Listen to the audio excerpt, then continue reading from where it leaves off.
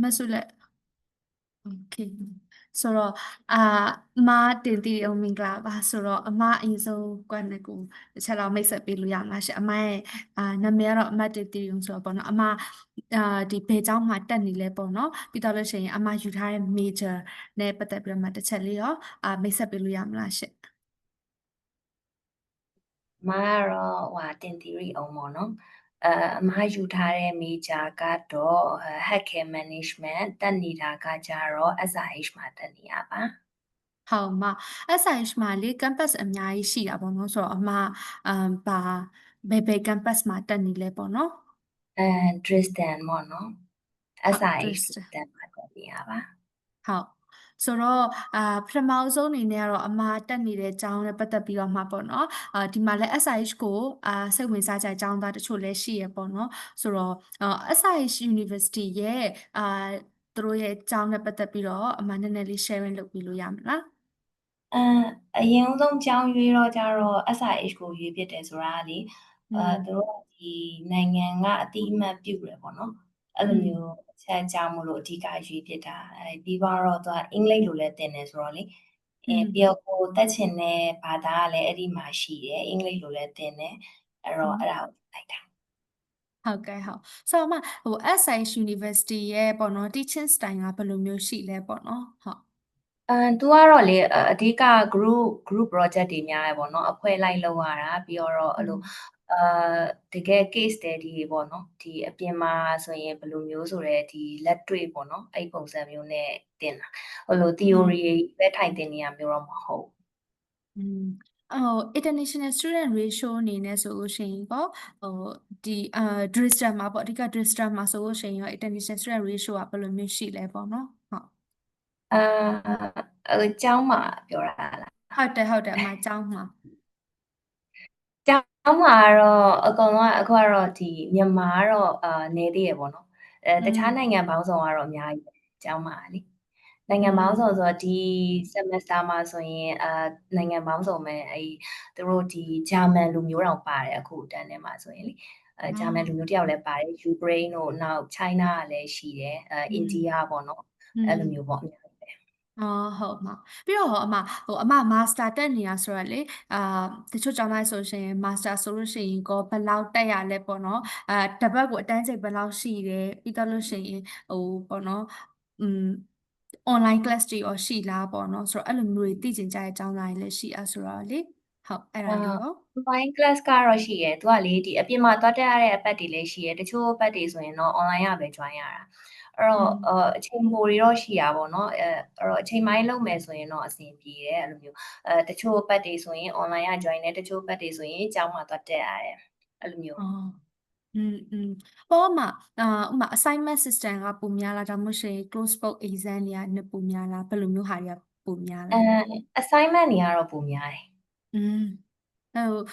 ဒါပေမဲ့ close book exam ကရှိတာတော့ရှိတာပေါ့နော်ဒါပေမဲ့ assignment ပုံများတဲ့သဘောလိုမျိုးပေါ့อืมอืมဒီလို assignment နဲ့ဆိုလို့ရှိရင် maybe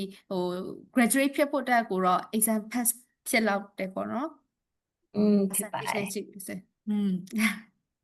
ဆိုတော့နောက်တစ်ခုအနေနဲ့ကပေါ့နော်ဟောပေါ့နော်အမDresden campus ပေါ့နော် Dresden campus ကရောဘယ်လိုမျိုးရှိလဲပေါ့နော်ဥပမာသူတို့ရဲ့ဘယ် campus ကတော့ပို့ပြီးတော့မှပိုကျဲတာတို့ဒါမှမဟုတ် Dresden campus ကကောဒါအခွဲအနေနဲ့ဆိုလို့ရှိရင်ဘယ်လိုမျိုးရှိလဲပေါ့နော်အမကတော့အခုက Dresden ပဲကိုကရောက်ဘူးอ่ะเนาะ SIH ကကြတော့လေအဲ့တော့တခြားသူတို့မျိုးဟာတွေတော့မလည်းမသိဘူးဒါပေမဲ့အခုနေတဲ့မျိုးကတော့မဆိုးဘူးပေါ့เนาะအဲ့လိုအေးအေးချမ်းချမ်းလေးပဲဒီမျိုးကြတော့လေအရန်ကြီးဟိုလိုလူတွေရှုပ်ရှက်ခတ်ပြီးအဲ့လိုမျိုးပုံစံမျိုးမရှိဘူးဟိုတိတ်ဆိတ်ပြီးအေးအေးချမ်းချမ်းလေးပဲဆိုတော့အဆင်ပြေတယ်อืมဆိုတော့ညီမသိတလားတော့အမဟောပေါ့နော်ဒီ language တွေမပြင်ဆင်ဘဲနဲ့သွားတာဆိုတော့အမအတွက်ကရော language barrier ရှိခဲ့လားပေါ့တကယ်အမ်းပြောရရင်တချို့နေရာလေးတွေမှာတော့ရှိတာပေါ့နော်တချို့နေရာဆိုတာဥပမာအဲ့လိုblog account သွားဖွင့်နေဟိုဆိုရင် DHL မှာသွားပြီးတော့အဲ့လိုregister လုပ်ရတာကိုအဲ့ဒီမှာဆိုရင်တော့ရှိတယ်ဒါပေမဲ့အရန်ကြီးတော့ဆိုးဆိုးကြီးတော့မဟုတ်ပါဘူးอืมဆိုတော့အမဖတ်ချိုင်းအနေနဲ့ဆိုလို့ရှိရင်ဟောဒီ language ကတော့ဘယ်လောက် percentage လောက်ထိလိုလဲပေါ့နော် ဖတ်ချိုင်လုပ်နေဆိုလို့ရှင်ပေါ့ language ကတော့လေအမှန်တမ်းပြောရရင်တကယ်ပြင်ဆင်သွားတာတော့ပိုကောင်းလိမ့်မယ်။အမတုန်းကကျတော့သေချာမပြင်ဆင်ခဲ့တော့လေဒီရောက်တော့မှစပြီးတော့လေ့လာရတာပေါ့နော်။ဒါပေမဲ့နေနဲ့တော့သူတို့ပြောတဲ့ဟာတွေကိုတော့သိလာတာပေါ့အဲ့လိုမျိုးဆိုတော့လေတကယ်လို့အလောက်ကတန်းပြီးတော့ရကျင်တယ်ဆိုရင်တော့ပြင်ဆင်ခဲ့ရကောင်းမယ်လို့ထင်တယ်ဟိုဒီဖတ်ချိုင်လျှောက်တဲ့ချိန်မှာရောတို့ရဲ့ language ကိုရောတော်တော်ကြည်လားပေါ့ဒါမှမဟုတ် English language တတ်ထားတဲ့တင်ကောရကြလားပေါ့နော်ရနိုင်ကြရောရှိလားပေါ့အလုံးမရွေးဘူးဆိုရင်တော့အလုံးရနိုင်ခြေရှိတယ်။အဲ့လိုမျိုးအလုံးမျိုးအစားတွေရွေးနေမယ်ဆိုရင်တော့လည်းခက်တာပေါ့နော်။အဲ့ဒါတော့နိုင်ငံတိုင်းပဲတင်တာပဲ။ပြီးတော့နောက်တစ်ခုပေါ့နော်ဒီစာတင်တဲ့ဟာမှာတစ်ချက်မေးဖို့ကြံခဲ့တာဒီတင်တဲ့ professor တွေကဒီဂျာမန်တွေကပုံများလားပေါ့နော်professor တွေကဘယ်နိုင်ငံသားတွေရှိလဲပေါ့နော်ဟုတ်professor တွေကဒီဂျာမန်နိုင်ငံသားကရှိတော့ရှိရဒါပေမဲ့နိုင်ငံပေါင်းစုံက professor တွေပဲပေါ့နော်တခြားနိုင်ငံတွေကများတယ်တွန်းဆုံးပဲနိုင်ငံပေါင်းစုံပဲဟုတ်ကဲ့အဲ့ဆို professor လည်းနိုင်ငံစုံတဲ့သဘောလိုမျိုးနိုင်ငံပါပေါ့စုံနော်ဟုတ်ကဲ့ဟုတ်ဆိုတော့နောက်တစ်ခုအနေနဲ့ပေါ့နော်အမကspouse visa လည်းရထားတာဆိုပေါ့နော်ဒီမှာဒီကျောင်းသားတွေထဲမှာပေါ့နော်ဒီ spouse visa ရှောက်ချင်ကြတဲ့ကျောင်းသားတွေလည်းရှိရပေါ့နော်ဆိုတော့အမပြီးတော့တစ်ခုသိချင်တာပေါ့နော် spouse visa ရှောက်ဖို့အတွက်က residency permit ရဖို့အရင်လိုဆိုအဲ့ဒါကောအမအနေနဲ့လွယ်ခဲ့လားပေါ့နော်ပြီးတော့အချိန်ဘယ်လောက်ယူခဲ့ရလဲပေါ့နော် residency permit ရဖို့အတွက်ကို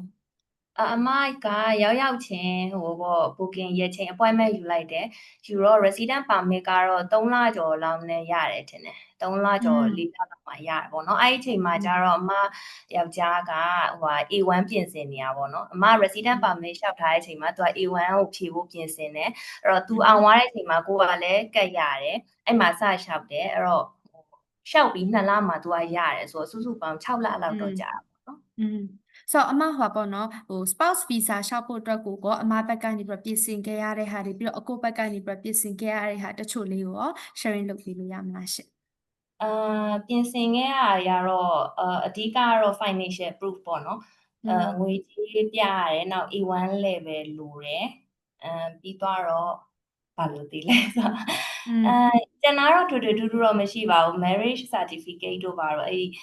တာမန်လိုတဲ့ document တွေလောက်ပဲလိုအပ်ခဲ့တာအမကောအိမ်ငှားတဲ့ဟာတွေကကြတော့အမတို့အနေနဲ့ဘယ်လိုပြင်ဆင်ခဲ့ဟုတ်တယ်လိုတယ်2ယောက်နေလို့ရတဲ့အိမ်ပေါ့အမစပြီးတော့ရန်ကုန်မှာတည်းက2ယောက်နေလို့ရမယ့်အိမ်ကိုတန်းငှားထားတာဆိုတော့ဒီကြားထဲမှာတော့အိမ်ပါပြောင်းစရာတော့မလိုခဲ့ဘူးပေါ့နော်အဲ့ဒီအိမ်နဲ့ပဲခေါ်လိုက်တာပေါ့နော်အိမ်ကတော့2ယောက်နေလို့ရတဲ့အိမ်ဖြစ်ရတယ်ဟုတ်ကဲ့ဟုတ်ဆိုတော့ဒါကတော့ចောင်းသားအများစုသိချင်တဲ့မေးခွန်းတွေကိုအရင်မေးပေးတာပေါ့နော်ဆိုတော့ဒီမှာဆိုလို့ရှိရင်ဒီចောင်းဘက်ကနေ offer ရပြီးတော့မှ visa ပြင်တဲ့ចောင်းသားတွေလည်းရှိရပေါ့နော်ဆိုတော့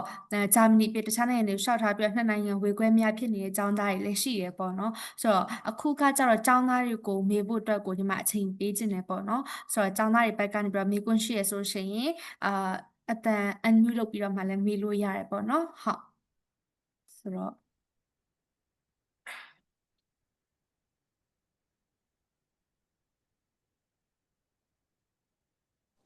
လေးတစ်ခုလောက်မေးချင်လို့ပါ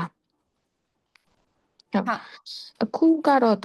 တတိယနိုင်ငံမှာပေါ့နော်အဲ့ဒီအလုံးလုံးနေတာကနေပြီးတော့ဂျာမနီဘက်ကိုကြောင်းနေကူးချင်တဲ့အခါမှာညီမဘက်ကတော့ဒီ public uni လောက်ပဲအဆင်ပြေရပေါ့နော်ပတ်စံရအောင်ဆိုတော့အဲ့ဒါကြတော့ public ကျောင်းကိုရွေးတဲ့အခါမှာကျောင်း ranking တို့ကျောင်းရဲ့ location တို့တချို့ဘာလင်တို့ဘာလို့ဘက်တွေဆိုရင်ပတ်တိုင်း job တွေပေါ့နော်ရဖို့အတွက်ကိုတချို့အဲ့လိုဘလို့နိုင်ငံမျိုးဘလို့မျိုးဦးစားပေးပြီးတော့ရွေးရမလဲပေါ့နော်အဲ့ဒါနောက်ပြီးတော့တကယ်လို့ညီမကဒီရန်ကုန်မှာတော့4နှစ် bachelor နဲ့ business ပိုင်းပြီးထားတာပေါ့နော်တကယ်လို့အဲ့ဒီမှာတန်းပြီးတော့ master တန်းတက်လို့ရသလားပေါ့နော်ဒါမှမရဘူးဆိုလို့ရှိရင်လေ bachelor တက်မယ်ဆိုရင်အဲ့မှာ English က B2 level ဂျာမန်က B1 level ရှိခဲ့မယ်ဆိုလို့ရှိရင်အဲ့လိုကျောင်းပြီးရဲ့အခါမှာ full time ရ business အပိုင်းနဲ့ဆိုရင်ရဖို့လွယ်သလားဆိုတာလေးသိချင်လို့ပါဆိုတော့အမအနေနဲ့အမရင်နဲ့တစ်ချက် experience sharing လုပ်ပေးမလားပြီးတော့မှညီမတစ်ချက်ထပ်ဖြည့်ပြီးတော့ပြောပြရမလားရှင့် ဟိုမှာလေအလုံးရဖို့ကကြတော့လေသူများတွေပြောတာပေါ့နော်ဘာလင်တို့ Frankfurt တို့အဲ့လိုမျိုးမြို့ကြီးတွေမှာဆိုရင် Munich ပေါ့နော်နောက်တစ်ခုကအဲ့လိုမျိုးတွေမှာဆိုရင်တော့အလုပ်တရားပိုပေါ်တယ်တော့ပြောကြတယ် อืมဟုတ်ဆိုတော့အဓိက public ကျောင်းနေနဲ့ entry requirement ကိုပြန်ကြည့်မယ်ဆိုလို့ရှိရင်ကြတော့ဒီ public ကျောင်းတွေတော့ဒီ EVS ကနေတော့ try မှုတာတော့မရှိသေးဘူးပေါ့နော်ဆိုတော့ public ကျောင်းတွေမှာကို try ချင်တဲ့ကျောင်းကဟိုမှာ entry ချက်တဲ့အထက်မှာပါလားပေါ့နော်အဲ့တော့တစ်ချက်တော့ပြန်ကြည့်ရမယ်ပြီးတော့ public ကျောင်းတွေကကျတော့ private တွေထက်ဆိုလို့ရှိရင်ကျတော့အများကြီးတောင်းတဲ့ requirement တွေလည်းပိုများတယ်ပေါ့နော်အဲ့ဒါတစ်ခုရှိတယ်ပြီးတော့ language တွေလည်းတောင်းတယ်ပေါ့နော်ဒါပေမဲ့တချို့ကကျတော့ English Track Program တွေတော့ရှိတယ်ဒါပေမဲ့ဒါတစ်ခုတော့ထပ်ရှိတာပေါ့နော်ဆိုတော့ public ကျောင်းတွေကတော့တရားတလောက်တော့ entry နည်းနည်းလေးကျက်တယ် private တွေထက်ဆိုလို့ရှိရင်အဲ့ဒါတစ်ခုတော့ရှိရပေါ့နော်ဒါပေမဲ့တကယ်လို့အမဒီကြားထဲမှာပေါ့နော်အမကိုတည်းနဲ့မတင်တီကိုတစ်ချက်မေးချင်တာကြပါတော့အမအနေနဲ့ဆိုလို့ရှိရင် public နဲ့ private နဲ့ကျောင်းတက်တာကွာခြားချက်ဆိုလို့ရှိရင်ကောအမအနေနဲ့ဘယ်လိုမျိုးမြင်မိလဲပေါ့နော်အဓိကကွာတော့အဲ့ language ပဲဖြစ်မှာပေါ့နော်ဒါမဲ့လေတချို့အဲ့ဒီ public မှာတက်နေတဲ့အသည့်တွေရှိတယ်သူတို့ကြတော့အဲ့သတ်မှတ်ထားတဲ့တချို့ဘာသာရေးကြတော့ English လိုသင်တာရှိရလို့တော့ပြောတယ်ဒါမဲ့ရှားတယ်ပေါ့နော်အဓိကတော့ language ပဲဖြစ်မှာပါကျန်တာကတော့အရင်ကြီးတော့တူတော့ရှိမှမထင်อืมဆိုတော့ဘာဖြစ်လို့လဲဆိုတော့ private ကျောင်းတွေက degree တွေကလည်းသူတို့ accreditation ရှိပြီးသားပဲဆိုတော့လေဘာမှတော့ကွာခြားချက်တော့မရှိဘူးဒါပေမဲ့ဟိုပေါ့နော်ညီမတို့ research လုပ်ကြည့်ရတဲ့လောက်ဆိုလို့ရှိရင်တော့ public တွေကတော့ academic ဘိုင်းကိုတော့သူကပိုကောင်းတယ်ဒါပေမဲ့ master သွားတက်မဲ့ကျောင်းသားတွေဆိုရှင်တော့ private ကျောင်းတွေကကြတော့သူက career focus အပိုင်းကိုသင်ပေးတာဖြစ်တဲ့ကြောင့်မလို့ပေါ့နော်ပြီးတော့သူတို့စီမှာကကြတော့ဒီ business partnership ပို့ပြီးတော့ strong ဖြစ်တဲ့အထဲမှာလည်းပါတဲ့ခါကျတော့ master တက်မဲ့ကျောင်းသားတွေဆိုလို့ရှိရင်တော့ private ကတော့ဒါရွေးချယ်တဲ့ option တွေတဲ့ကတစ်ခုလည်းဟုတ်တယ်ပေါ့နော်ဒါတော့ counselor တယောက်အနေနဲ့ဆိုလို့ရှိရင်တော့အကြံပေးချင်တာတော့ဒီလိုမျိုးရှိရပေါ့နော်ဟုတ်ဆိုတော့မဆုမြတ်နည်းနည်းလေးတော့knowledge လေးနည်းရသွားမယ်လို့ညီမထင်တယ်ဟုတ်ကဲ့ဟိုဟာလေးခုနပြောတဲ့ထဲမှာလေးဟိုအလုပ်တိုင်နဲ့ပတ်သက်တဲ့ဟာလေးပေါ့နော်ဘာလို့ဆိုတော့ညီမကလည်းလေးလာကြည့်တော့ကတော့ engineering ပိုင်းတွေကတော့အလုပ်ပို့ပေါ်တယ်လို့သိရတယ်ပေါ့နော်ဆိုတော့ညီမကအခုလက်ရှိကတော့ hotel industry မှာလုပ်နေတာပေါ့နော်ဆိုတော့အဓိကကတော့ညီမဒီ business ပိုင်းကိုတက်မယ်ဆိုလို့ရှိရင်ထားပါတော့အယောင်ပိုင်းတော်၎င်းပေါ့နော်တခြားပိုင်းတော်၎င်းမှာအလုပ်နိုင်ချေပေါ့နော်အဲ့လိုမျိုးလေးတစ်ချက်ချိန်နေရတာပေါ့နော်အဲ့လိုဟုတ်အဲ့လိုမျိုးလေးဟုတ်ဒီစုပါဟုတ်ကဲ့ပါဟုတ်ဆိုတော့တကယ်လို့များပေါ့နော်ဒီ counseling တွေလုပ်ချင်တယ်ဆိုလို့ရှိရင်လည်းညီမတို့ရဲ့ page ကိုတစ်ချက်ဆက်သွယ်လို့ရပါတယ်ရှင်ဟုတ်ကဲ့ပါကျေးဇူးပါ Okay, so if we join private university, is there any job guarantee for us? So, okay, အမဒီ Matt Ellis မေးထားတဲ့မေးခွန်းကိုကြားရလေအမအနေနဲ့ဒီ SIH University ရဲ့ Career Center အနေနဲ့တစ်ချက်ရှင်းပြီးတော့ပြောပြမလားပေါ့နော်ပြီးရင်ဒီမှာတစ်ချက်တခြားအကြောင်းတွေပါထပ်ပြီးပြောပြမယ်ပေါ့နော်ဟုတ်သူကမေးထားတာကဒီကျောင်းကနေပြီးတော့သူတို့ချိတ်ဆက်ထားတဲ့ဟိုပါပေါ့နော် career ဒီ company လည်းရှိတယ်ဆိုတော့ပြောရရင်တော့အဓိကလေ private ကပဲပြီးပြီး public ကပဲပြီးပြီးပေါ့နော်ဒီနိုင်ငံမှာအလုပ်လုပ်ကျင်တယ်ဆိုသူတို့ရဲ့ဘာသာစကားရတဲ့အခါပို့ပြီးတော့အခွင့်အလမ်းများတယ်အဲ့ဒါပဲပေါ့နော်အဓိကကိုဘယ် private ကပြီးရလား public ကပြီးရလားအဲ့လိုမျိုးသိပြီးတော့မဟုတ်ဘူးပေါ့နော်အဓိကကိုကသူတို့ရဲ့စကားကိုဘယ်လောက်နားလဲလဲသူတို့နဲ့အလုပ်တွဲလုပ်ဖို့ကိုဘာသာစကားဘယ်လောက်ထိရလဲပေါ့ပဲမူတည်တာပေါ့နော်ဆိုတော့guarantee ဖြစ်တယ်ဆိုတာကြတော့ပေါ့နော်ကျောင်းတိုင်းကတော့ဘယ်ကျောင်းမှတော့ကျောင်းပြီးသူတို့စီမှာကျောင်းပြီးတော့လည်းအလုပ်ရပါမယ်ဆိုတော့ guarantee တော့မရှိဘူးပေါ့နော်ဒါပေမဲ့သူတို့အနေနဲ့အတက်နိုင်ဆုံးတော့ career center ကောင်းကောင်းလေးတော့ထားကြတယ်ဆိုတော့အဲအကြောင်းမလို့သူတို့ partnership တွေအများကြီးချိတ်တယ်တချို့ကျောင်းတွေမှာဆိုရှင် internship program တွေတောင်ပါတယ်ပေါ့နော်အဲ့ဒီကနေမှတက်ဆင်ကျောင်းသားအများစုက internship ကိုတော့ရအောင်တော့ try ကြည့်ပြီးတော့မှပေါ့နော်အဲ့ internship မှာကအဆင်ပြေဆိုလို့ရှိရင်တော့အလုပ်တော်တော်များများဆက်ပြီးတော့မှ recruit ကြအများရယ်ပေါ့နော်ဆိုတော့ဒီလိုမျိုးတော့ရှိတဲ့အခါကျတော့ကိုအနေနဲ့ပေါ့နော်ကျောင်းတက်တဲ့အခါမှာ private မှာတော့မှသူက academic focus နဲ့ career focus နဲ့ဆိုပြီးတော့မှထပ်ခွဲတာတော့ရှိသေးတယ်ပေါ့နော်ဆိုတော့ကိုကလုံးဝဟိုပါပေါ့နော်career focus ကိုသွားချင်တယ်ဆိုလို့ရှိရင်ဒီဘက်မှာကိုကဟိုမှာလဲကြောက်တက်နေနေပေါ့နော်ဘယ် company တွေကိုတော့ကိုကသဘောကျပြီးလုပ်ချင်တယ်ဆိုပြီးတော့မှကြိုပြီးတော့မှ research လုပ်ထားပြီးတော့တကယ်လို့တို့နဲ့လည်း partner ကျောင်းနဲ့လည်း partner ချိတ်ထားရဆိုလို့ရှိရင်အဲ့လိုမျိုး job fair တွေဘာလုပ်တယ်ဆိုလို့ရှိရင်လည်းအမှာပေါ့နော် work interview တွေဘာ try ကြည့်ပြီးတော့မှတော့ ဒီလိုမျိုးတော့ try ကြည့်လို့ရတယ်ဘယ်เจ้าမှတော့ guarantee တော့မရှိဘူးပေါ့နော် private ကacademic career focus ကိုဦးစားပေးပြီးတော့သင်နေဆိုရင်တောင်မှပေါ့နော်ဆိုတော့အဲ့လိုမျိုးတော့ရှိရပေါ့နော် Okay ဆိုတော့တခြားသူတွေရောမိခွန်းလေးရှိသေးလားမသိကဲကျေးဇူးပါ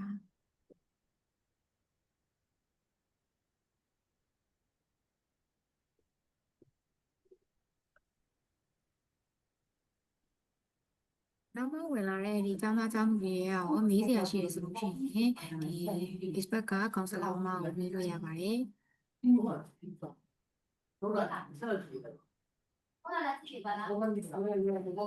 မဆုလည်းအန်ယူလေးတစ်ချက်လုပ်ပေးပါလား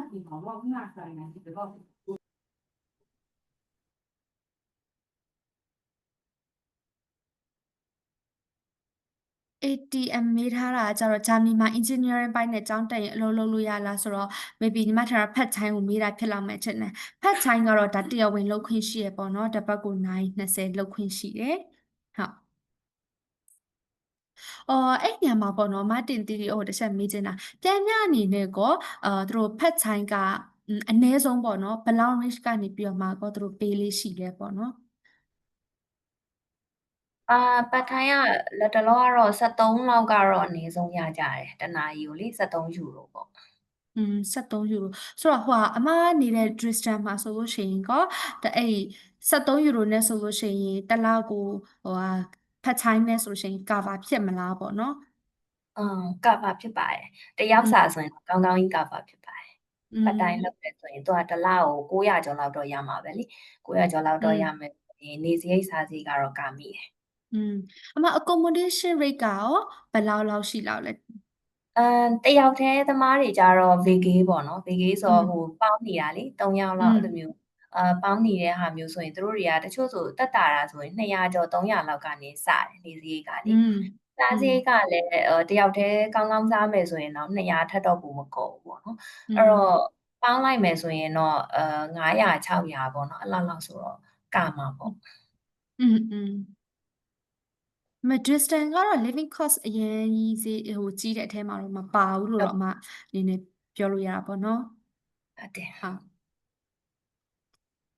ဆိုတော့ဆွေဖြိုးမိထားတာဖက်ချိုင်းလောက်တာចောင်းစိတ်ကောကာမိလားဆိုတော့ចောင်းစိတ်ကဒီနှစ်ခုလုံးကိုတော့ cover တော့ဖြစ်မှာတော့မဟုတ်ဘူးပေါ့နော်ចောင်းစိတ်ကို cover ဖြစ်တဲ့ဆိုရင်ចောင်းစိတ်က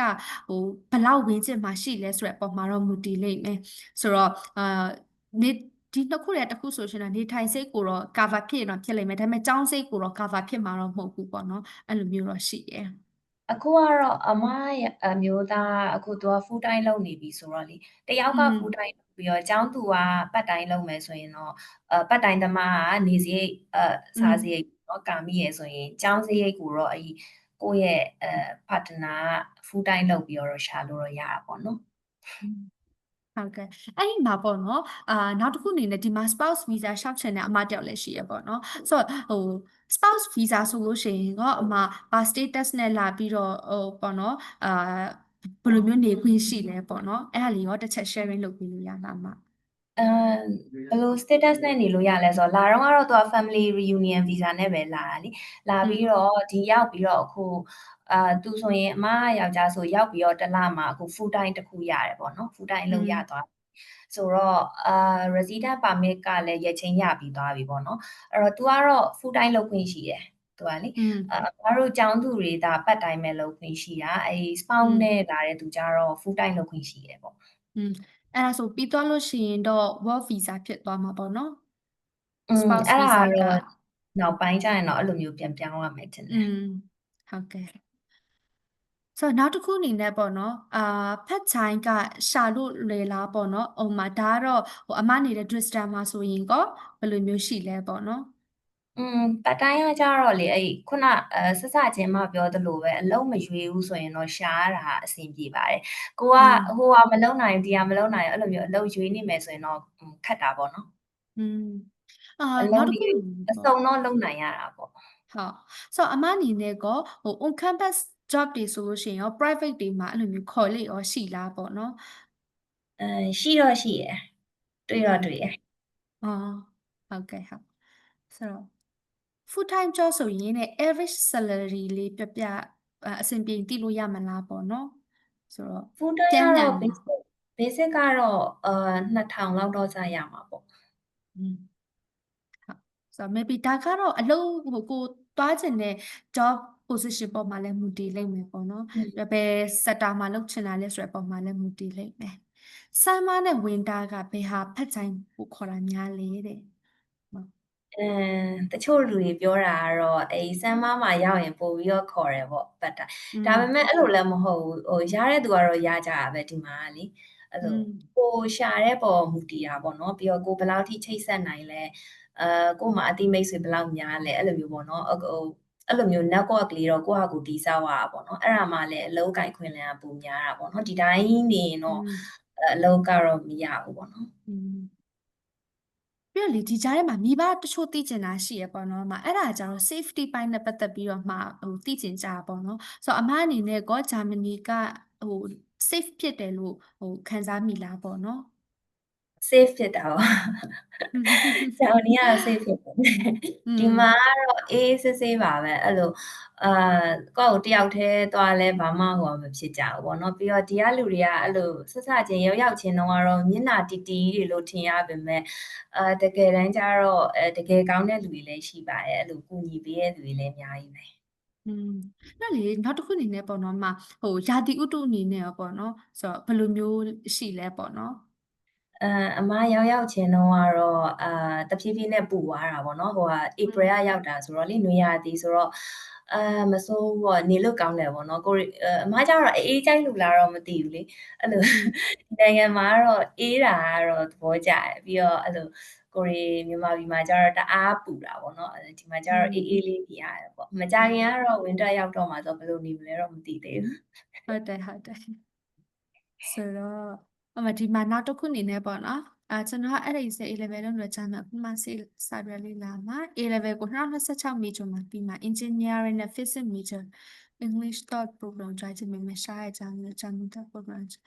A level ပြီးချင်းတက်ပြီး language ကိုပဲသိစင်တက်လာတယ် okay ဆိုတော့ဒါကတော့ကျောင်းရဲ့ entry requirement နဲ့ကျောင်းadmission ပိုင်းတော့ပိုအဓိကမေးချင်တာပေါ့နော်ဆိုတော့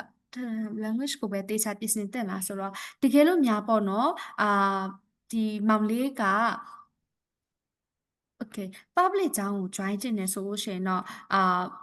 ဟောပေါ့နော် language ကိုတော့တင်ထားလိုက်ရင်တော့ပိုကောင်းလိမ့်မယ်ပေါ့နော်ဘာဖြစ်လဲဆိုတော့ public ကျောင်းတွေမှာじゃပြီးတော့မောင်လေးတွားကျင်တဲ့ major ကengineering နဲ့ physics major ဆိုတော့ engineering မှာဘာ major ကိုတွားကျင်လဲဆိုတာလည်းရှိသေးတယ်ပေါ့နော်ဒါပေမဲ့တကယ်လို့များပေါ့နော်ကိုကpublic ကျောင်းကို join ကျင်တာဆိုလို့ရှိရင်တော့ public ကျောင်းတွေမှာက English top program ထက် German top program ညနေပိုများတာဆိုတော့ဒါပေါ့နော်public ကို join ချင်တယ်ဆိုရှင်တော့ language ကိုဦးစားပေးပြင်လိုက်တာပိုကောင်းလိမ့်မယ်တကယ်လို့ private ကျောင်းတွေမှာလည်းဒီ engineering program တချို့တွေရှိရပေါ့နော်ဆိုတော့ SIH မှာဆိုလို့ရှိရင်တော့ engineering program တော်တော်များများရှိရဆိုတော့ဒီလိုမျိုး private ကို join မယ်ဆိုလို့ရှိရင်တော့ဒီ English စာကိုပဲအဓိကပြင်ထားလိုက်လို့ရှင်ပိုကောင်းတယ်ပေါ့နော်ဆိုတော့ဒီလိုမျိုးတော့ရှိလိမ့်မယ်ဆိုတော့မောင်လေးဟိုပါပေါ့နော်ဒါကြောင့် detail counseling ပိုင်းသွားရင်တော့ပိုအဆင်ပြေမှာဆိုတော့လေမောင်လေးအနေနဲ့online counseling ပဲဖြစ်ဖြစ် in person counseling ပဲဖြစ်ဖြစ်လုပ်လိုက်တာတော့ပို့ပြီးတော့မှတော့အဆင်ပြေလိမ့်မယ်ပေါ့နော် okay ဖြစ်မေးထားတာကြတော့ဟုတ် Hello ဟုတ်ကဲ့ကျမနည်းနည်းလေးမေးချင်လို့ရလားရှင်ဟုတ်ကဲ့ဟုတ်ရတယ်ရှင်ဟုတ်ကျမသားလေးအခု O level ကိုအခုဒီဟိုမှာဖြေထားတယ်ပေါ့နော်အောင်စင်ကတော့မထွက်သေးဘူး O level နဲ့ဆိုရင်ရောအဲ့မှာကျမလည်းနည်းနည်းလေးတော့စုံစမ်းထားတယ်ပေါ့ study college ရယ် a chance လားa chance ဆိုလားအဲ့နှစ်ခုထဲရတယ်ဘယ်လိုဟာတက်ရင်ကောင်းမလဲအခုမှ O level ပဲမြန်မာပြည်မှာတော့သူက O level ပဲဖြေပြီးတယ် result တော့မထွက်သေးဘူးပေါ့နော်ဟုတ်ဆိုတော့ O level နဲ့ဆိုလို့ရှိရင်တော့ student college ကိုပြောချင်တာထင်တယ်ပေါ့နော် student college ကတော့ O level နဲ့ join လို့မရဘူးရှင်။ but သူကကြတော့year 12 education ရှိထားပြီးတော့မှpathway program အနေနဲ့သွားတက်ရတာဆိုတော့လေ O level နဲ့ကျတော့ private ကျောင်းတွေမှာ join လို့ရတာရှိရပေါ့နော်ဆိုတော့ဒီလိုမျိုးတော့ရှိရရှင်။အဲ့ဆိုရင် private မှာကျတော့ပြီးတဲ့အထိလားဟိုဟာပဲလားဒီ bachelor ပြီးတဲ့အထိရှင်အဲ့ဒါဆိုရင်ကုန်ကျစရိတ်ကတအားများသွားမယ်နော် ကုန်ကြစိတ်ကတော့တစ်နှစ်ကိုဆိုလို့ရှိရင်တော့ပြန်မျှတော့300နဲ့900ဒီဝင်းကျင်လောက်တော့ရှိတယ်ကျောင်းစိတ်ပဲပေါ့နော်နေစိတ်မပါသေးဘူးပေါ့ ဟုတ်နေစိတ်မပါဟုတ်ကဲ့ပါအဲ့ဆိုရင်ဒီ O level နဲ့သွားလို့ရမယ်အဆင်ပြေတဲ့ဟာကြ ကျောင်း တော့ နေရှိတယ် ဘာဒီဟုတ် မေဂျာကတော့တစ်ချက်တော့ပြန်ပြီးတော့ဟို ဟုတ်မေ ရှား ဂျာ မှာ တော့သူက ပေါ့ find နော် find that ဟုတ် find that ဟာ ပေါ့နော်အခုသူကFind find that that လို့ချင်တာပေါ့ဟုတ် အော် find ဟုတ် that ကဲ့ဟုတ်ဟုတ် ဟုတ် ကျောင်းတွေတော့တစ်ချက်တော့ရှာကြည့်ကြည့်ရမယ်ပေါ့နော် private ကျောင်းတွေမှာ O level လက်ခံတဲ့ကျောင်းတွေမှာ ဟုတ် ဘာမေဂျာရှိလဲပေါ့နော်ဥမာဟိုကလေးတက်ချင်တဲ့မေဂျာရှိလားပေါ့နော်တစ်ချက်ပြန်ရှာကြည့်ရမှာပေါ့နော်ဟုတ် တကယ် အဲ့ဒါ လို့ ဆို ပေါ့ ရင်သူ နော် က ဟုတ် ဟုတ် အမဟိုလေဒီ day counseling လေးလုပ်ချင်လို့ရှရင်ကျတော့အမရဲ့ number လေးတစ်ချက်ခြံခဲ့လို့ရတယ်ပေါ့နော်ဒီ chat ပေါက်မှာပေါ့နော်ညီမတို့ဘက်ကတစ်ချက်ဆက်သွယ်ပေးလိုက်မယ်ရှင် ဟုတ်ကဲ့ပါဟုတ်ကဲ့အဲ့ဆိုကျမဒီ message ထဲကိုရိုက်ထည့်လိုက်ရမှာလားဟို ဟုတ်ကဲ့ဟုတ် ဟို ထည့်ပေးလို့ message ကိုကျမပို့လိုက်Viber ကိုပို့ရမှာလား ဟုတ်ဟိုဒီ chat ပေါက်မှာလည်းရေးလို့ရတယ်ရှင်ဟုတ် ချက်ပေါက်မှာလည်းရေးလို့ရနော်ဟုတ်ကဲ့ ဟုတ်ကဲ့မဆုလည်းတစ်ချက်ပတ်ထားပေးပါအောင်နော် ဟုတ်ကဲ့ဟုတ် ဆိုတော့နောက်တစ်ခုအနေနဲ့ပေါ့နော်အမဂျာမနီရောက်ချင်းမှာဘာသာစကားနဲ့ပတ်သက်ပြီးတော့အခက်အခဲရှိခဲ့လားဆိုတော့အမရှိမှတော့ဖြေတာဒါပေမဲ့တစ်ချက်လေးပြန်ပြီး sharing လုပ်ပြီးလို့ရလားရှင် ဘာသာစကားအခက်အခဲကတော့အရင်ကြီးတော့မရှိဘူးပေါ့နော်ခုနပြောသလိုပဲအဲ့လိုအရင်တော့မဆိုးဆိုးဝါးကြီးတော့မကြုံခဲ့ဘူးပေါ့နော်အဓိကဆိုင်ရာသွားရင်တော့တချို့လူတွေကအင်္ဂလိပ်လိုမပြောတတ်ဘူးအဲ့လိုမျိုးပေါ့နော်အဲ့လိုဟာလေးတော့ရှိရဲတော်တော်ကြီးဟိုကတော့ဆိုးဆိုးဝါးတော့မရှိခဲ့ပါဘူးပြီးတော့ပေါ့နော်ဂျာမနီကလူတွေကပေါ့နော်သူတို့ဘာသာသူတီးတက်နေတက်သူလားဒါမှမဟုတ်ကိုကအရင် social သွားလောက်ရလားပေါ့နော်ဟိုဒါမှမဟုတ်သူတို့က social အင်လာလောက်လေးရှိလားဘယ်လိုမျိုးရှိလဲအမဒီမှာကျတော့သူတို့ဟာသူတို့နေရာများတယ်အဓိကလေသူ US နဲ့မတူ US ကလူတွေလို့မဟုတ်ဘူးပေါ့နော်အဓိကအဲ့လိုသူများကိုမနှောက်ယှက်ဘူးပေါ့နော်အဲ့လိုမျိုးသူတို့ဟာသူတို့နေတာများတယ်အဲ့ပုံစံလေးပေါ့နော်အဲ့တော့မသိရင်တော့ကွာကိုရီလိုအရှိတိုင်းရလာတဲ့သူတွေကြတော့မသိရင်ကြတော့သူတို့တမျိုးကြီးပေါ့နော်အမြင်ပါလေဖော်ဖော်ရွေမရှိဘူးလို့ခံစားရတယ်ပေါ့နော်ဒါမဲ့သူတို့နဲ့အခုလိုနေပါများတဲ့ခါကျတော့သူတို့ရဲ့အကျင့်စရိုက်ကိုကနားလဲသွားရင်တော့အဆင်ပြေသွားတာပေါ့နော်ပေါ့နော်နောက်တစ်ခုအနေနဲ့ပေါ့နော်ဒီဂျာမနီမှာကျတော့လေဘယ်နိုင်ငံကသူတွေရောနေတာများလဲပေါ့နော်ဥမာဆိုတရုတ်တွေကောများလားပေါ့နော်အမနေတဲ့ distance မှာပဲကြည့်ရမယ်ဆိုလို့ရှိရင်ပေါ့နော်အခုအမြင်ကတော့တရုတ်တွေလည်းရှိပါတယ်ဗီယက်နမ်လည်းရှိတယ်အစုံပဲပေါ့နော်အီရန်တို့နောက်အစုံပဲအများကြီးပါသူကတော့ပြီးတော့မှ transportation အနေနဲ့ဆိုလို့ရှိရင်ကောအဆင်ပြေလားပေါ့နော်ပြီးတော့ transportation ကတော့အဆင်ပြေတယ်ဒီမှာကျတော့ဘယ်နေရာမှာဆိုအဲ့လို train ပေါ့နော် train ကတော့ဒီမြို့ထဲမှာပတ်တဲ့ train တို့နောက် train ကလည်းနေရာစုံရောက်တယ်ဆိုတော့လေအဆင်ပြေရဲ့အဲ့ဒါကတော့လေဟုတ်ကဲ့ဟုတ်ခုနကလွတ်သွားလို့ပါရှင်ဟိုအမမျိုးသားဂျာမနီကိုဘယ်လိုရောက်လာပြီးတော့ဘယ် career နဲ့တစ်လအတွင်းအလုပ်ရတာလဲသိချင်လို့ပါအမတဲ့ရောက်လာတာတော့ဟိုပါပေါ့ family reunion visa နဲ့ရောက်လာတာပေါ့နော်ဘယ် career နဲ့ဆိုတာ तू ကတော့မြန်မာပြည်မှာကတော့ engineer ပေါ့နော်အခုဒီကိုရောက်ပြီးချင်းတစ်လမှာကျတော့ကြုံရကြပန်းလုပ်ရတာဆိုတော့လေအခုကတော့ तू ကဒီ sushi ဆိုင်မှာလုပ်နေရယ်တော့နောက်တစ်ခုအနေနဲ့ပေါ့နော်ကျောင်းသားတွေသိချင်ကြတာကြတော့work visa အနေနဲ့ပြောင်းမယ်ဆိုလို့ရှိရင်ပေါ့နော် salary အနည်းဆုံး full time မှာ salary အနည်းဆုံးဘယ်လောက်ရမယ်ဆိုပြီးတော့အဲ့လိုမျိုးရှိလားပေါ့နော်သူတို့တစ်ချက်အဲ့လေးတော့သိချင်ကြမယ်ထင်တယ်အဲ့ဟာကလက်တလုံးကတော့ဟိုအဲ့လိုမျိုးကြီးရှိလို့အဲ့လိုမျိုးတော့မရှိဘူးပေါ့အဲ့ဒါဆိုလို့ရှိရင်တော့အဲ့လိုတော့မကြားဘူးတလို့ပဲတေချာတော့မသိဘူးပေါ့နော်ဘာဖြစ်လဲဆိုတော့ तू ကလည်းအခုမှရောက်လာတာတစ်လပဲရှိသေးတာဆိုတော့လေतू ကအခုဆိုရင်တော့ဒီ Auslander ဘဲဟိုကနေပြီးတော့ဟိုကတော့ရက်ချင်းတော့ရတာပြီပေါ့နော် तू လည်းအမလိုပဲ resident permit ကရမှာပေါ့ဟုတ်ကဲ့ဟုတ်ဟာကိုကျော်လင်းရေးချင်တာရှိရဲ့ဟုတ်ကဲ့မှာဟွာလေးပေါ့နော်ကျွန်တော်လည်းဟို master join မှုစဉ်းစားရတယ်ပေါ့လေနော်ဒီ international public health management နဲ့ပတ်သက်ပြီးပေါ့လေနော်ဆိုတော့လေအမဟိုအနေနဲ့ပေါ့နော်သိချင်တာလေဟိုကျောင်းပြီးသွားလို့ရှိရင်ပေါ့နော်ဘယ်လိုမျိုး job opportunity ဘယ်လို career သွားမလဲပေါ့နော်ဟိုကျောင်းတက်ကြတဲ့ကအဲ့လိုမျိုးစဉ်းစားထားရတယ်အဲ့လိုမျိုးချိတ်ဆက်ထားရတယ်ဆိုတော့လေကျွန်တော်လည်းအဲ့ဒီကျောင်းပြီးလို့ရှိရင်အလုပ်မရမှာအရင်စိတ်ပူတာပေါ့လေနော်ကိုကဟိုအရင်အဆင်မပြေဘူးဆိုတော့လေအဲ့ဒါလေးသိချင်တာပေါ့နော်အမအမြင်လေးပေါ့အမရှာထားပြီလားပေါ့နော်ချိတ်ဆက်ထားပြီလားပေါ့နော်အဲ့လိုမျိုးလေးဟုတ်တစ်ချက်သိပါရစေလို့ဟုတ်ကျေးဇူးပါ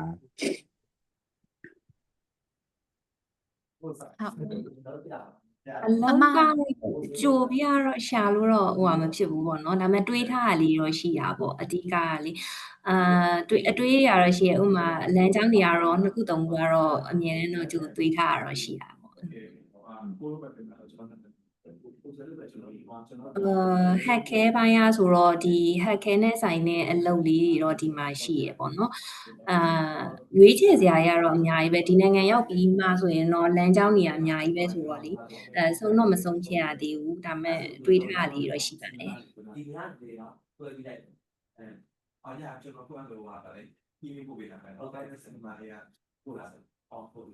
နောက်တစ်ခုအနေနဲ့ပေါ့နော်မ distance ကကြတော့ဟိုမှာဟိုဘယ်လိုမျိုးအလုပ်တွေပို့ပြီးတော့မှ full time မှာပေါ့နော်ဘယ်လိုမျိုးအလုပ်တွေပို့ပေါ်မယ်လို့ထင်လဲပေါ့နော်ဥမာ business အဲ့လိုမျိုးဟာလားဒါမှမဟုတ်ဆိုလို့ရှိရင် fashion ပိုင်းလားဒါမှမဟုတ် art အပိုင်းတွေကပို့ပြီးတော့မှဟို career မှာပို့ပြီးတော့အလုပ်ပိုင်းမှာပို့ပြီးတော့ခေါ်တာများလားပေါ့နော်ဘယ်လိုမျိုးဟာအလုပ်တွေက distance မှာဆိုနည်းနည်းပို့ပြီးတော့ခေါ်တာများမယ်လို့ထင်လဲပေါ့နော်မengineering job တွေကတော့ပိုပေါ်တယ်ဒီမှာလေအမားတို့လို့ဒီဆရာဝန်ကြတော့ဆရာဝန်ဆက်လုပ်ဖို့ဆိုရင်လိုအပ်ချက်တွေအများကြီးထပ်ဖြစ်ရအောင်ပါပေါ့နော်ဆရာဝန်အလုပ်ပဲဒီမှာဆက်လုပ်ချင်တယ်ဆိုရင်တော့ဘာသာစကားဆိုရင်လည်း C1 လောက်ထိရရမယ်နော်တခြားလိုအပ်တဲ့ဟာတွေလည်းအများကြီးရှိသေးတယ်ပေါ့နော်အဲ့တော့ဆရာဝန်အလုပ်ကတော့ဒီမှာဆက်လုပ်မယ်ဆိုရင်ခက်ခဲတယ်အဲ့လိုမှမဟုတ်ပဲနဲ့ဒီ hack ခဲမှာရှိရဲ့တခြားအပိုင်းတွေရှိရဲ့လေအဲ့ဒီမှာဆိုရင်အဆင်ပြေလောက်တယ်အပေါ်ဆုံးကတော့ engineering jobs တွေပဲဟုတ်ကဲ့ဟုတ်နောက်တစ်ခုသိချင်တာကျတော့ Asia ကျောင်းသားတွေအတွက်ပေါ့နော်အဓိကမြန်မာတွေအတွက်ဆိုလို့ရှိရင်လူမျိုးခွဲခြားတာတွေအဲ့လိုမျိုးတွေကောရှိလားပေါ့နော်သိချင်နေဟုတ်ဒီကလူတိုင်းကတော့အဲ့လိုကြီးလူမျိုးရေးခွဲခြားတာမျိုးမရှိပါဘူးဒီကလူတွေလည်းအဲ့လူမျိုးရေးခွဲခြားတာကိုအကုန်လုံးကစန့်ကျင်နေကြတာပဲလေနိုင်ငံတိုင်းမှာတော့အဲ့လိုလူမျိုးရေးခွဲခြားရတာတော့လူနည်းစုကတော့ရှိမှာပေါ့အဲ့လိုမျိုးတဦးတယောက်အဲ့လိုမျိုးကတော့ရှိမှာပေါ့ဒါပေမဲ့နေရာတိုင်းမှာအဲ့လိုမျိုးကြီးဖြစ်နေရတော့မဟုတ်ပါဘူးအေးဆေးပါပဲ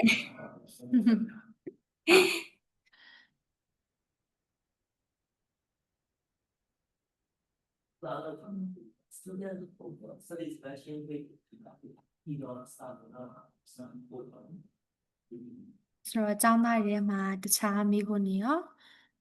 ရှိသေးလားမသိဘူးရှင့် Okay ဆိုတော့ဘွဲရခဲ့တဲ့ major နဲ့ Germany မှာ master တက်မဲ့ major မတွေ့ရင် visa တက်ခက်ခဲနိုင်လားတဲ့ accepted letter တော့ရထားပြီပေါ့နော်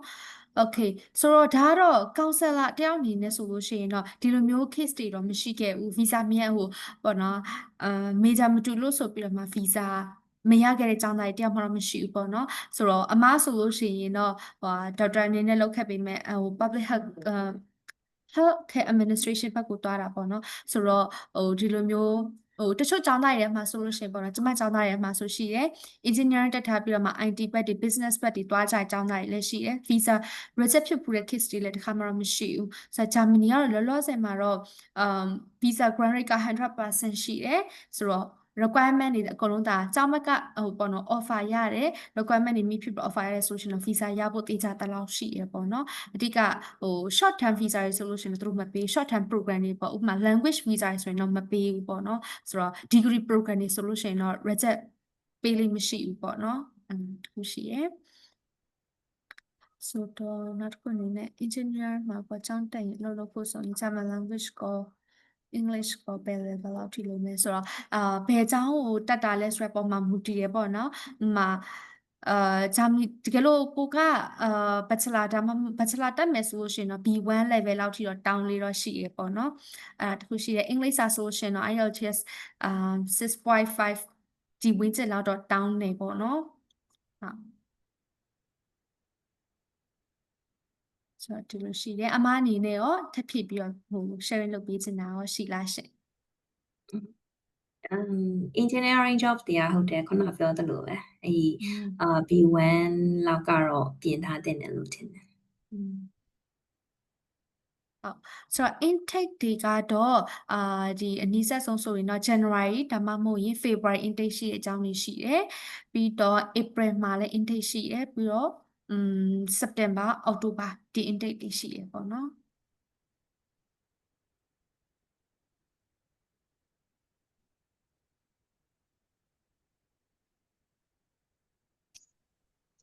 ညီမလေးအမတက်ခုလာမေးစင်တယ်ညီမလေး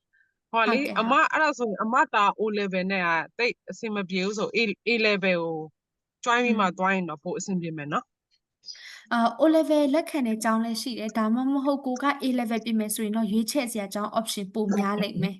အဲ့လိုမျိုးတော့ရှိတယ်ရှင် ဟုတ်ကဲ့အဲ့ဆို ဟုတ် ဟုတ်ကဲ့အဲ့ဆိုကျမကိုလေကျမဖုန်းနံပါတ်တော့ပို့ထားတယ်ဟိုဖြစ်တယ်ဆို ဟုတ် ကျမ ကဲ့ အဲ့ A level ကိုမြန်မာပြည်မှာမတက်ချင်ပဲနဲ့အခု O อืม level ကတော့မြန်မာပြည်မှာဖြည့်ပြီးသွားပြီဆိုတော့ A level ဟုတ် ကိုကျမဟိုမလေးတော့မဟုတ်အဲ့လိုပေါ့အဲ့ဒီမှာသွားတက်ရင်လည်းဂျာမနီစကားကိုသင်ထားပြီးမှဂျာမနီကတက္ကသိုလ် join တာပို့အဆင်ပြေမယ်ဖြစ်မယ်နော်ညီမလေးနော် ဒီလို A level ကိုတော့မြန်မာနိုင်ငံမှာမပြင်ချင်ဘူးဆိုလို့ရှိရင်တော့မလေးရှားတို့မှာကျတော့မလေးရှားရဲ့ကျောင်းတွေမှာ A level ပြင်ပြီးတော့မှဒီပေါ့နော်ဂျာမနီကိုမှ private သွားတဲ့ကျောင်းသားလည်းရှိတယ် public သွားတဲ့ကျောင်းသားလည်းရှိတယ်ဆိုတော့ဒီလိုမျိုး program တွေကိုလည်းရွေးချယ်လို့ရတယ်ရှင် ဟုတ်ကဲ့အဲ့ဆိုညီမလေးတို့စီမှာဒီမလေးမှာ A level ဟို join ပြီးတယ်အဲ့လိုဂျာမနီစကားလဲပါတယ်ပေါ့အဲ့လိုမျိုးရှိလား ရှိ ဒါမှမ ရဲ့ ဟုတ် ရှင် ဂျာမနီကကိုယ့်ကို online ဟုတ်အဲ့ဆို ဟုတ် အဲ့ဒါလေးကိုအမအဲ့ဆိုစိတ်ဝင်စားတယ်ဘာလို့ဆိုအမနှမျိုးစဉ်းစားမှရမှာပေါ့နော် ဟုတ်တယ် A level ကိုတက်မလားဒါမှမဟုတ်အဲ့ဂျာမနီကဟာကိုဒါလိုက်အဲ့လိုမျိုးသွားမလားဆိုတော့အဲ့နောက် research ကကြတော့ဘယ်ဥစ္စာပို့ပြီးတော့သူ့အတွက်အခွင့်အရေးပိုများလဲဒီ A level သွားတဲ့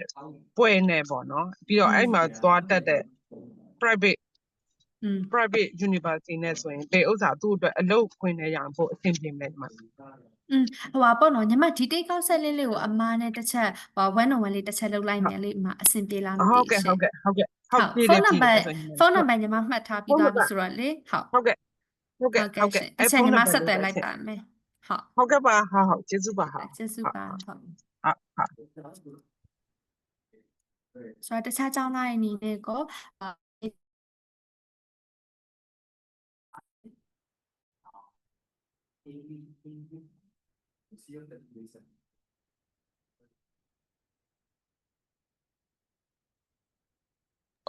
ဟုတ်ကဲ့ကျွန်တော်တခုပြန်မေးမလို့ပေါ့နော်ဟုတ် ဟုတ် ပေါ့အဲ့မှာဆိုလို့ရှိရင် master ပြီးသွားရင်ပေါ့နော်အမဆိုလည်း hacker management နဲ့ပြီးသွားမှာပေါ့နော်အကယ်တော့ပေါ့ public health နဲ့ပြီးသွားရင်တော့လည်းကောင်းပေါ့နော်ကျွန်တော်လည်းတချို့တော်တော်များတော့ research လုပ်ကြည့်ထားရပေါ့လေနော်အဲ့လိုမျိုးပေါ့လုပ်ငန်းခွင်နဲ့တွားတဲ့ခါကြလို့ရှိရင်ပေါ့နော်ဒီ monthly average basic salary ဆိုရင်ဘယ်လောက်ဟိုရှိနိုင်လဲပေါ့နော်အဲ့လိုမျိုးလေဟုတ်အဲ့လေးသိချင်တာပေါ့လေဟုတ်ကျေးဇူးပါ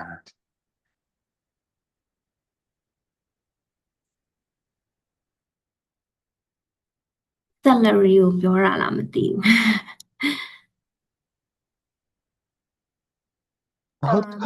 ဟုတ်တယ်မှာဟုတ် salary ကတော့အနည်းဆုံးဒီက2000 3000အဲ့လောက်ကတော့စရမှာပေါ့နော်အဲ့ကြရင်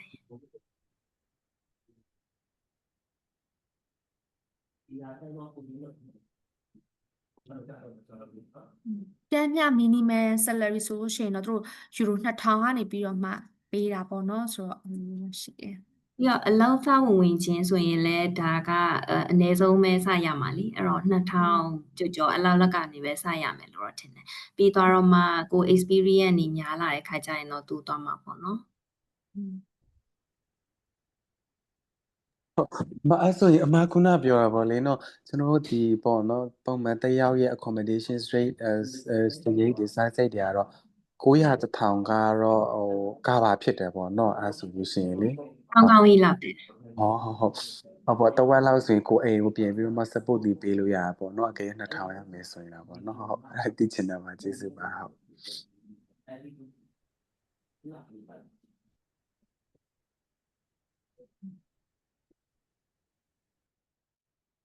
ဆိုတော့ နောက်ထပ်မေးချင်တဲ့သူတွေရောရှိသေးလားရှင့် nursing ပိုင်း join ကျင်တာဆိုလို့ရှိရင်တော့ nursing ပိုင်းဆိုလို့ရှိရင်တော့ private ကျောင်းတွေမှာတော့တော်တော်လေးရှားတယ်ပေါ့နော်အဓိက public ကျောင်းတွေမှာပုံများတယ်ပြီးတော့ public ကျောင်းကို join မှoption ပုံများမှဆိုတဲ့အခါကျ public ကျောင်းတွေကကျောင်းသားရဲ့ပေါ့နော် qualification ကိုအရင်ကြည့်တာဖြစ်တဲ့အတွက်ကြောင့်မို့လို့ကျောင်းသားမှာကောဘာ qualification ရှိထားလဲပေါ့နော်အဲ့ဒါတော့တစ်ချက်ပြန်ပြီးတော့မှကြည့်ရမယ်ပေါ့နော်ဆိုတော့ဒီလိုမျိုးတော့ရှိရဲ့ရှင် nursing ပိုင်းကျတော့လေအဓိကကတော့အဲ့ဘာသာစကားအရင်ဆုံးပြင်ရမယ်ထင်တယ်ဘာသာစကားကတော့အနည်းဆုံး B2 လောက်အောင်တော့မှအဆင်ပြေမှာ ပေါ့ပေါ့နော်ပြီးတော့နောက်တစ်ခုအနေနဲ့အမှားပေါ့နော်ဒီ SIH မှာကကြတော့ဒီ German language class တွေရောသူတို့ provide လုပ်ပေးလားရှင် German class က free တက်လို့ရတယ်ပေါ့နော်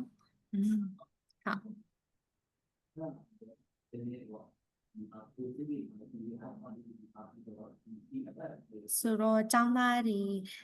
မရှိတော့ဘူးဆိုလို့ရှိရင်တော့ဒီလောက်နဲ့ပဲwebinar ကိုရက်လိုက်မယ်ပေါ့နော်ဆိုတော့ဒီနေ့ join ပေးကြရတဲ့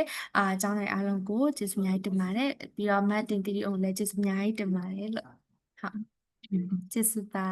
အဲ့ဒါဆိုရင်ဒီနေ့ webinar လေးအန်လိုက်ပါတော့မယ်နော်ကျေးဇူးတင်ပါတယ် ကျေးဇူးတင်ပါတယ်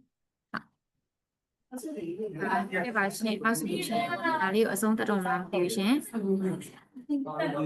ကဲ့ပါရှင်တက်ရောက်ပေးကြတဲ့ကျောင်းသားကျောင်းသူတွေအားလုံးကိုလည်းမြင်လာပါရှင်အမတီလေးကိုလည်းကျေးဇူးတင်ပါတယ်အဆက်ကိုလည်းကျေးဇူးတင်ပါတယ်ရှင်အဲ့ဆိုရင် webinar လေးကိုအန်လိုက်ပါတော့မယ်နော်